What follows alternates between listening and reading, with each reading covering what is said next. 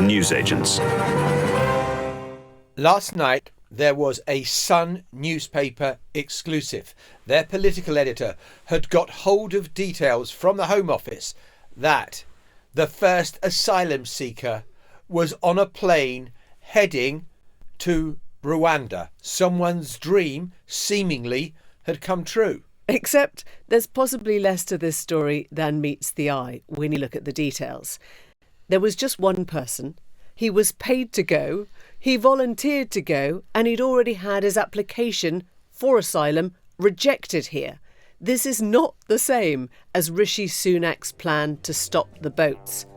Welcome to the Newsagents. It's John. It's Emily. And yeah, less to it than meets the eye is absolutely right. It was a very convenient headline, though, to have in the Sun newspaper if you're a government press officer in Downing Street and you're thinking, oh, what would be my dream headline to see in the Sun newspaper tomorrow morning? Oh, I know. First person put on a plane to Rwanda. Oh, just remind me. So Wednesday, anything happening tomorrow we should be aware about? I'm just looking at my diary. Is it? There are elections. Yeah, whole set of local elections. It also looked suspiciously like this was something that had been done, released to the Sun's political editor on the eve of polling, when you're trying to say, look at this government, we're getting things done, our plan is working.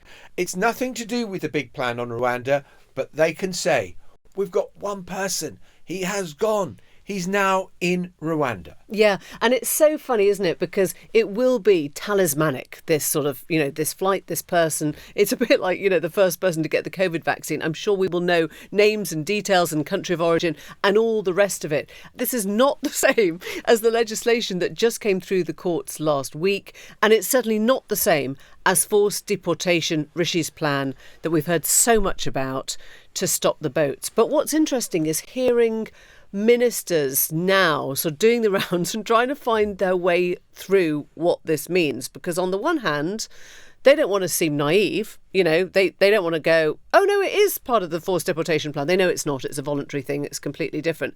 But on the other hand, Kemi Badenoch, and I have a quietly huge admiration for her, because she goes into every row absolutely fists up. This is somebody who's actually volunteered to go to Rwanda, which puts to bed this nonsensical myth that Rwanda was not a safe place. It is. People go on holiday there. I know somebody who's having a very lovely gap year there, and we need to move past a lot of those myths, which are actually just disparaging about an African country. Very lovely gap year. Lovely gap here. And all these people making disparaging comments, it was the UN, and that is what the Supreme Court last November based their judgment on, where all 5 justices ruled that Rwanda was not a safe country, and where the government have introduced legislation, now passed, which says Rwanda is a safe country. As Ken Clark said, it's saying that black is white and a cat is a dog. But this morning, as if to sort of counter or preempt this kind of chat, this kind of criticism of why you are allied two things, a voluntary scheme that pays £3,000 with a stop the boat scheme, we have actually seen the video, the video has been promoted, of immigration officers, law enforcement officers, going house to house and opening the doors, and it's all done very calmly and very quietly. There's very little sort of, shouting or banging or anything at all, and pulling out asylum seekers and putting them in the back of the van. A bit like, when you watch sort of dog catchers and they have the bars on the van and they sort of throw people into the back. It has a bit that sense of, rounding people up and throwing them in. And I guess this is the government trying to prove that they're doing both things at the same time. Look, and the people that were going in there, they're wearing flak jackets with immigration enforcement on the back, and in the US, kind of down at the border, they've got ICE, which is the immigration sort of control people, so it all looks sort of rather like it was sort of based on American kind of style videos that come out in the detention of illegal immigrants, and it was done as a promotional video, the Home Office doing their job. And yet, as you say again, we can't divorce this from it being 24 hours or, even less till the polls open. Again, trying to show government getting it done. We are tackling the problem of illegal immigration and we are making strides forward. And, I think a lot of people would just kind of arch an eyebrow at the timing of this. Nothing wrong. They're not breaking any rules of PERDA. Sort of, maybe they are a tiny bit. Wait, we should explain that, because PERDA is sort of allowing a gap between specific policy announcements that could affect the outcome of an election, because the government of the day and the party fighting in the local elections this weekend, in the mayoral elections. And so PERDA is what we call the sort of period during which time you're meant to be very careful about releasing individual policies that could unfairly sway people in the way they vote. Yeah, and it's not a local issue. It's not like the government has announced when there is a by-election taking place in, I don't know, Blackpool, where there is a by-election taking place. If you suddenly give a shopping centre. Exactly. They're not doing that, but it is highlighting a most contentious government policy just on the eve of polling. Yeah. But there's one other aspect we've got to talk about, and it kind of reminded me of when you get a present from a loved one at Christmas, and then at Easter, loved one says to you, "Where's that lovely tie? Where's the tie or those cufflinks?" And you go, they're not lost. I just don't know where they are at the moment. And what we learned yesterday in a slipped out news release was something rather similar about illegal immigrants in the country who are waiting to see whether their asylum claim can be processed. Yeah, they've got 6,000 people that they are tracking down. They've put them somewhere safe, but right now they can only find around 2,000 of them. I know where they are. They do know where they are. They know we were having a little spring clean. We've definitely got 2,000 of them. We can't find the other 4,000, but don't worry, they're not lost. I don't want you to say they're lost. They're not lost. They're just in a safe place. You kind of wonder about the efficacy of everything that is going on, because this was obviously kind of slipped out with the government hoping that it would get as little fanfare as possible. There are no videos being released on Twitter of this in the way that there are of them rounding up illegal immigrants today. And yet there is a degree of chaos in all of this. There's also no video of the IT blunder that shows thousands of asylum seekers whose letters have been sent to the wrong address because of this blunder, because of a sort of computing error. So they don't know, these asylum seekers, what the outcome of their claims are. They've been waiting to hear, have you been rejected? Are you about to be deported? Have you been okayed? Are you allowed to stay in the country? Oh, sorry. Again, not lost. Just it might have gone to the wrong address. So, yes, the government has achieved the headlines it wanted at the time that it wanted them. That one person has gone to Rwanda, that people are being rounded up. But this policy has still got such a long way to go before Rishi Sunak will be able to say, I've dealt with this. And as for stopping the boats, there have been more people arriving into the UK illegally in small boats in the first 4 months of this year than at any time before. Yeah. And I think, look, we're not being sort of unrealistic. This is a massive, massive problem, right? It is a massive problem for whichever government in Europe is dealing with it, whichever party of the day is dealing with it. There are literally thousands of asylum claims every year. I think the Home Office processed 96,000 asylum claims in the last year, and we still don't know what the outcome is. But I guess the point is, you can either deal with the thing that is in front of you, which is a backlog, an inefficient system, a problem that is growing that needs to be put in some kind of control, that is clearly, affecting a lot of people who cite it as one of their key concerns. Or you can just do something performative, like telling The Sun that one man has been put on a commercial plane to Rwanda, and think you can step back from the whole issue.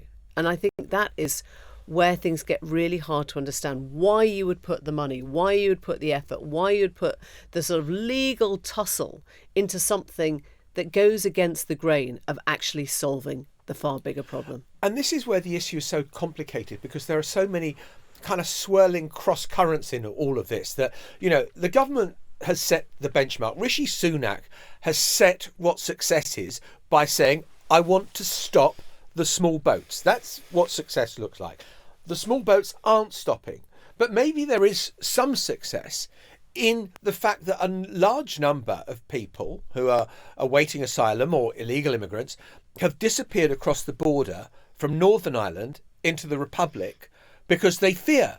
And so the government is saying, look at the success, look at the deterrent effect of our policy, that you've got all these people now trying to cross into the Republic. And we know there are no borders there as part of the Good Friday Agreement. So people are able to famously, melt across. that is the most porous border in Europe. Is in Europe. And so they're going across the border.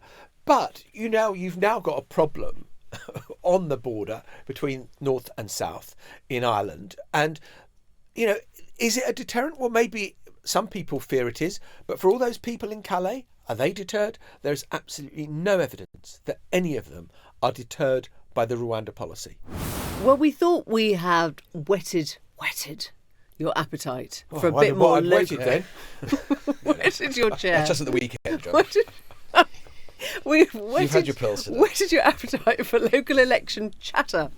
And we're going to be hearing from Luke Trill from More in Common with his pollster's eye on what to watch. I like to think that we are now, with Lewis, going to do a bit of the Glastonbury tour, I think that's where to go. Well, it's not going to be... Glastonbury, it's not going to be nearly as exciting as what's coming up on this Gloucestershire podcast. is actually one of the councils to watch in this set of results. So, You know that Glastonbury's in Somerset. Well, and Somerset as well. It's next door. Close enough. So your English geography, not that great, is it? The point is that general area is going to be very good. Oh, that general area? That general area, the south. Oh, right, okay. They're all the same, aren't they, from the West Why Country? would you trust us to tell you about any local election results Look, with yes, that we might not have set it up as magnificently as we might have done, but never mind. Look, these are it's going to be. I was going to say it's an exciting night, but it won't really be that exciting a night. It's a 3-day event. It's basically a 3-day event, which is Like even Glastonbury. Like That's my Glastonbury. point. And so May the 2nd, 2,600 councillors going to be elected across England and Wales, 107 local authorities, Labour and the Tories defending about 1,000 seats apiece. On one level, this is quite a sort of small year in terms of the local elections, councils itself, because you compare it to last year, far fewer councillors up for grabs, councils up for grabs, about 8,000 last year. As I say, it's 2,600 this year. But, and this is why it's kind of tantalising for the general election, every voter, unlike last year, in England and Wales, will have the opportunity to cast a ballot in some form, because you've got local authority elections, you've got mayoral elections up and down England, and you've got police and crime commissioner It's elections like Sports as well. Day, essentially. We're all winners. It's way better than Sports Day, Emily, let's be honest. It's way, way better than I that. don't think you were ever that interested in sports. Did They you? I did the commentary. Yeah. Did you? Yeah, that was where I was best employed. Yeah. But anyway, so it is, and obviously, these things matter in and of themselves. Of course they do, because local authorities matter. But obviously, this close to a general election, the results will be pored over, not just by media people, journalists and so on, but by the parties themselves, because they will be a key indicator about where they're doing well, where they're doing badly, where they should be thinking about putting resources, where they should try and think that the kind of contours of the general election battle are going to be for. Can we draw that many conclusions? Because, of course, turnout for local council elections is nothing like as high as it will be for a general election. We've seen all sorts of parliaments come and go where the opposition party a year before a general election does really well in local council elections and then goes on to lose the general election. That's true, but then on the other hand, even though the turnout will be relatively low, as they always are for local authority elections, you say, John, it will be the case that the thing that the parties are looking to try and establish is whether the polling and whether the national polls, which basically show more or less that Labour are between 15 and 20 points ahead, are right. And you can roughly extrapolate, even on a reduced turnout, whether, broadly speaking, that is right or wrong. And of course, it will give you, as I say, interesting geographical particular information. Now let's just take the sort of Labour-Tory battle at a local authority level to start with. So you should be expecting to see if this poll lead is right. Labour should be making big gains in places like Redditch, Harlow in Essex, North East Lincolnshire, Dudley, all these places which are absolutely, as we know, the absolute key battleground sorts of constituencies, which actually the Conservatives have been doing very well in recent years. And the thing is, you've got to remember that the last time that these local authorities were up for grabs, which is back in 2021, we had completely the opposite political picture, where the Conservatives and Boris Johnson, who was at his height, he was winning the Hartlepool by-election on that day. We just they had were the way rollout ahead. of the COVID vaccine and the COVID development, and there They was a had that sense, bounce. wasn't there, that the government were kind of backing it. We hadn't heard of Partygate, we hadn't heard of any of the things that would then, a year later lead to Boris Johnson's downfall. And so Yeah. it felt like they were riding pretty high. Yeah, exactly. I would say two things. One is about how broke English councils now are, how little money they now have. And this actually has, an effect in a very physical way on the night, which is, I remember, back in 1804, we used to stay up through the night and expect most of the results to come in. Now, they can't afford to pay people to count through the night. So there are very few You used to councils. interview like Lord Liverpool and people like that. He was a He was mere a boy. character. Yeah. He was. He was a Rotten young boroughs. whippersnapper. Old Sarum. But now I think, and I'm not putting you off. I invite you to stay up through the night. But if you do, you won't actually have that many. You'll probably have a third of the council results by sort of Friday morning, and it probably won't look particularly bad for the Conservatives at that point. I was listening to Lord Hayward, pollster Robert Hayward, who was saying that he thinks of the Tory 900 or so council seats, they could lose around 400. But curiously, and this is just one prediction from one pollster, but I think it's, it sort of talks a bit to your point, he doesn't think the gains for Labour will be that good. That this is, if you like, the last time that people who might vote for Labour in a general election because they're voting tactically can vote for the party that they kind of love and cherish. So you might only see 200, 250 gains for Labour because people still want to give their votes to the Lib Dems, still want to give their votes to the Greens, who naturally do very well in local elections, but they may not get the vote at the general elections. Well, do you know what I mean? So you might yes. actually see something that is worse losses for the Tories than it is gains for Labour. And the narrative, presumably, that the government will then put out is, oh, you see, they don't really like any of us. Well, which one- is, maybe true. Well, one of the intriguing sort of subplots to these results, and again, something that the parties will be looking at, is two things which are connected. One is, as you allude to, Emily, to what extent, and we've seen this in previous local election rounds in this Parliament, tactical voting continues to be a major sort of feature. We've seen in the previous local election rounds the non-Conservative vote has been very efficiently distributed, local voters being extremely sophisticated in basically deciding which is the local force that is most likely to get rid of the Tories, and I will vote that way. That could have big implications for the general election. But then also, sort of related to that, is the Green-Labour battle, which potentially is one of the big themes of the next Parliament, when, if Labour's in office, and there is a kind of discontented left vote, which is already starting to build, particularly around Gaza. So, the Greens, who have done very well in recent electoral cycles at a local level, they're going to be looking at places like Norwich, Hastings, Worcester, where Labour are in control, or the main party, and they'll be looking to chip away. And most of all, Bristol. And Bristol is going to be one of those interesting, again, subplots for the general election, because they've got one of their co-leaders, Carla Denyer, standing in the new constituency of Bristol Central against the Labour Shadow Culture Secretary, Tanguy Debonair, and they really fancy their chances of capturing, particularly in the wake of the Gaza war, that disaffected, younger, left-wing vote that Jeremy Corbyn cannibalised, was a big part of his constituency, and they think is up for grabs in the event of a Starmer government, and even before then. I suppose the other factor in all of this is the extent to which these election results affect the febrile mood on the Conservative benches in the House of Commons, and the extent to which people think, oh my God, we have got one last roll of the dice. If Rishi Sunak is going to take us down and we're all going to lose our seats and we are sinking without trace, have we got another opportunity to get rid of him? And it's the management of that, I would think, in Downing Street and Conservative Party headquarters that is exercising a lot of minds as well. Yeah, and I think that's why this slow rollout will be really interesting, because, we're going to hear from Luke Shaw in a moment, but there will be high points and low points to the way the results sort of emerge over the weekend. And I think any plotting, if the plotting is to be done, won't really happen till Sunday night into Monday. But I also think what's going on at the moment is anyone who's sort of had half an ear on these elections will tell you that the most important ones are the West Midlands and the T's, Ben Houchen, The mayoralties. the mayoralties. The metro mayoralties. And it might just be, I'm not saying they're not important, but it might just be that our eyes have been pulled towards these particular elections because they are both very possible Tory victories still. And that there is a way that Rishi Sunak can then say, look at this, look at the West Midlands, look at Ben Houchen, look at this. We've done fantastically. Oh, don't worry about the locals. Just, And don't worry about Blackpool. Don't worry about everything else. Yeah.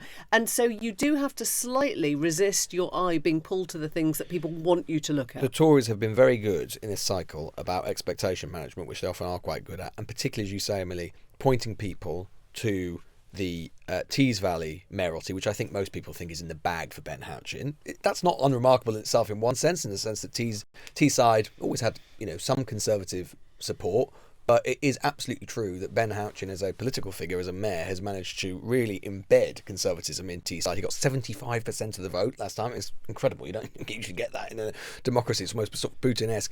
And the West Midlands with Andy Street. But I think in a way, they will get all the headlines, particularly as we get into sort of Friday, Saturday, because they are important contests. But in terms of the general election, I would suggest that they are the least revealing as to actually what is going to happen at the general election, if that's what you care about, precisely because, as George Osborne intended when he created these mayoralties, he partly created them to try and break up Labour dominance in these old big conurbations like the West Midlands or Teesside or wherever it happens to be, because he thought that if you had it's the Boris Johnson thing, exactly, with London. You have a mayor who is their own person, with their own brand, with their their own And they are separate from the party they represent. As Andy Street is showing. He's not, he doesn't want any Conservative minister within 1,000 miles of him in the West Midlands at the moment. There isn't even blue on his election leaflets. He is running as back Andy, weirdly, the local candidate. There is, as of today, a bit of Boris Johnson endorsement on Andy Street's election literature. Boris Johnson saying, "Oh, he's not part of the government. He's his own Boris. man." God. Yeah. Cheers, oh mate. my God. Well, I described this at the beginning as the kind of the reader's guide, the listener's guide. It's sort of Glastonbury of the local elections. Where to be, what to listen, what stage people will be appearing on and when. Who's on the pyramid stage? Well, this is the big question. Right now, the person on the pyramid stage is Luke Trill. And Luke, we just want a guide, really. How can you make yourself feel smart about this set of elections in terms of what should we be looking out for? Well, we've got some new areas that are getting mayoralities for the first time, and I actually think they're almost more interesting than Tees Valley and the West Midlands, which have got a lot of attention. So North Yorkshire will be electing a mayor for the first time. That, of course, is Rishi Sunak's backyard, and it looks like it's going to be a tighter contest than you might imagine in an area like North Yorkshire. You've got the North East. It's a big combined authority taking in County Durham, the North of Tyne area. They're a really interesting contest where you've got the Labour candidate who you'd expect to win, but actually you've got an independent, Jamie Driscoll, who is the current mayor of the North Tyne combined authority, who was barred from standing by Labour, and there's some indications in our polling he could be running it close. And then finally, the other new one is East Midlands. And the East Midlands is particularly important. If I could ask you to keep an eye on one, it would be the East Midlands, simply because there are so many seats, parliamentary seats, in the East Midlands that will help to determine the general election result. It's completely new. The MP for Mansfield, Ben Bradley, is running for the Conservatives there. That will be a really interesting contest, and I think it is the best bellwether to keep your eye on. Right, I've got a question that's less about which races to watch than when to watch. What should we expect in terms of timing? Is it worth pulling an all-nighter tomorrow night, or are we not going to learn that much? So the big shift that has happened in particularly local election counting is that it's become a sort of multi-day affair, depending on the council and the race in question. So overnight on Friday, we will get some results. I think one of the most interesting will be Hartlepool. Of course, Hartlepool was the scene of that Boris's by-election win in 2021. Labour will be hoping, candidates there, right? and Labour will be really hoping to retake the council there. They had some big gains last year. But then you switch to Friday morning, you've got more of the councils going, and you've got the first of those big mayoral races coming. So you've got Tees Valley, which I think really will help to set the narrative for these elections, and the North East and East Midlands coming in then. But you'll have to wait till Saturday to get the results from the West Midlands and see if Andy Street hangs on, and of course Greater London, with Sadiq Khan coming in on Saturday as well. So in terms of the news cycle, if we get up on Friday morning and there's huge losses for the Conservatives, that's going to kind of dominate how the news is sort of reported. But you're saying the whole thing could shift basically 24 hours later and the Conservatives could end up with a much better story to tell. Absolutely. Funnily enough, it could be the inverse of 2021 when the big news was the loss of Hartlepool, the Hartlepool by-election there. But then actually some of the later results that came in were a bit better for Labour. Andy Burnham securing such a big majority in Greater Manchester. This time, overnight, you've got Blackpool South parliamentary by-election, which we expect should be a Conservative loss if the polls are in any way accurate. And you've got some of those tricky councils like Hartlepool, like Redditch, North East Lincolnshire, sort of bellwether Red Wolsey. But then, by Friday afternoon, they may have hung on in Tees Valley. Labour may have suffered a bloody nose in the North East, and the narrative totally switches. And then we wait for Saturday and find out, is Sadiq Khan run close by Susan Hall? Doesn't look like it at the moment. And I guess more importantly for the narrative, does Andy Street hang on? So you could have 3 different points at which the narrative totally shifts over the course of this cycle. And look, expectation management. All the parties go in for it beforehand. I'm slightly sensing the Tories have done it rather better in the sense that, it's going to be brutal, it's going to be terrible, it's going to be awful. And yet, if they do cling on to the West Midlands, if they do win in the Tees Valley, which you seem to be suggesting looks likely, then, happy days, look at these victories, even though Ben Houchen and Andy Street have tried to put as much distance as possible between themselves and the Conservative Party. So I completely agree. I think the Tories so far have managed to make those 2 races the defining feature of this election in terms of the media narrative that, the Conservatives, if they hang on in Tees, if they hang on in the West Midlands, maybe things aren't as bad as the polls suggest, despite the fact they will have lost hundreds of councillors, most likely, and some other races. But dig into those races. If you look at the West Midlands and Tees Valley, we actually know what the Conservatives are polling in the general election in these regions, and we know what the mayors are polling. And the truth is, both Andy Street and Ben Houchen have a hugely significant personal vote. When we went and did focus groups in the West Midlands, people would say, well, I'm voting for Andy because I don't really see him as a Conservative. He stood up to them over HS2, didn't he? He's put that water there. So I don't think you can read across.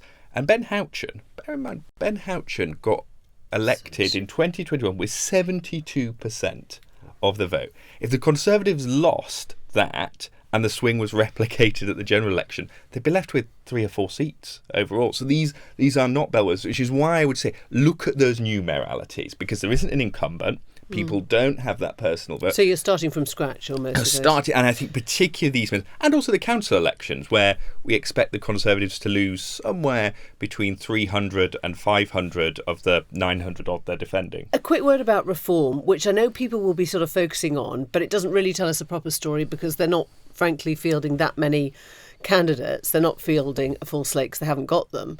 But there are a couple of places where I think they are, like Bolton, I think Hartlepool as well. Would you expect reform to end up with a council at the end of this weekend? I would be surprised if reform ended up with a council, simply because they don't have the same level of local organisation that you expect from a political party. So they're only fielding candidates in around 12%. Can we measure, I guess is what I'm saying, overall. Can we measure the reform vote properly? Well, actually, I think what we will have is a really interesting experiment, because we will have those seats where reform aren't standing and where they are. And what we'll be able to see after is what is the damage they're actually doing to the Conservatives. So in some ways, for those of us who are election geeks, it's quite useful they're not standing everywhere, because we'll have a proper measurement of the impact they're having. The other interesting question is, are there areas where they leapfrog the Conservatives? So in Greater Manchester, do they manage to come second to Andy Burnham? It's a reach, but they might, and that would set alarm bells ringing. Similarly, in the North East, there's a chance that they take that 3rd place spot above the Conservatives. And I'm going to put you on the spot now. You said the one mayoral seat to look out for, the true bellwether, East Midlands. Where's your money? What I can tell you is what our polling found in Okay. the East Midlands. So we found Labour 14 points ahead in Well, that's quite- the East that's Midlands. quite a lot. Well, it's what you'd expect there, based on where the national polls are at the moment. So, and if Labour take that mayoralty by 14 points, we can pretty much say, or more, we can say it looks like, you know, the polls are about right, and, you know, we don't need to have cause for concern or question what they're showing us.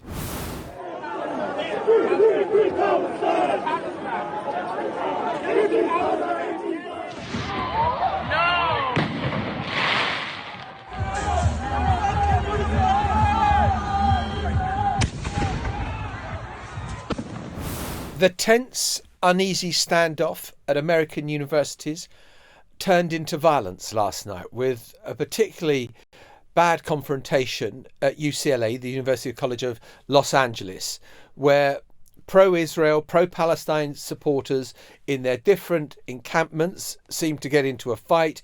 Police had to be called in, and the Vice-Chancellor of UCLA, Mary Osako, described it as a horrific act of violence that occurred at the encampment at around midnight, she said. Yeah, this was when around 100 pro-Israel counter-protesters were trying to disrupt the encampment that had been set up by the sort of pro-Gaza, the Gaza Solidarity movement, just before 11 o'clock. And you can probably hear some of the sound effects of that night: fireworks, and then the police released gases from both sides. And I guess what is complicated about all this is that we are used to students protesting, right? It's in the DNA. We think that studenthood is a time of life when you kind of rail against what the government of the day is doing. This time round, it feels much more internecine, because it is students against students on campus. And it is, once again, that question of rights over rights. Those supporting Gaza Solidarity think they have the right to set up an encampment to call for, the world's attention on the humanitarian disaster unfolding in Gaza. And the pro-Israel students are wanting to have the chance to get in and out of the campus, to get to their classes, to get to their paid schooling without feeling that they are being harassed in their place of education, their place of work. And of course, it's brought in many members of the faculty too, and it goes right up to the top of how the principals respond to this. Everyone is super aware of that charge of not wanting to be shut down. Free speech on campus. You know, we hear so much about cancel culture, on the campus, and nobody wants to be a part of that. And yet it's also about the safety of students that are just trying to go around their daily work. And I guess part of the question is whether this is still just students, or whether it has actually become taken over by political activists from outside the university, from outside the student body, who are using these spaces to make their bigger, angrier political point. But if you want to put a historical kind of perspective on this, the American universities have not seen protests like this since the ones of the Vietnam War at the end of the 1960s, the violence at Kent State University where 4 people get killed when the National Guard moves in, and it really was very, very tense indeed. As you say, Emily, this is student versus student, pro-Israeli against pro-Palestinian supporters and them clashing. But it is becoming now much more of a problem for Joe Biden, who needs young people to go and vote for him in November. And the group of protesters with the wind in their sails are undoubtedly the pro-Palestinian demonstrators, who are much more numerous and much more vocal on campus. And this is spreading. So with each new crackdown that takes place, rather than ending demonstrations, it seems to intensify them. Yeah. And that is having a kind of chill effect, I think, in the White House, where they think, what's coming next? And we know the way we often catch America's cold. And I mean, that's a sort of naive way of putting it. But with the George Floyd protests, they started in America and they came to this country. We are seeing this trickle effect here on certain campuses. Newcastle, Leeds are starting to emulate what's happening there. It'll be interesting to see if that spreads here and what the government here does with that. Rishi Sunak just yesterday talking about the need to stop cancel culture. Does that extend to having a lot of pro-Palestinian students on campus shouting about the need to stop arms being sold to Israel? You know, we will see that. One thing I do want to draw your attention to, though, is a clip that's now pretty much gone viral. It's with one of the campaigners who may have started empathising with the people of Gaza, but is now using the same language of victimhood about herself and those protesting with her. Have a listen.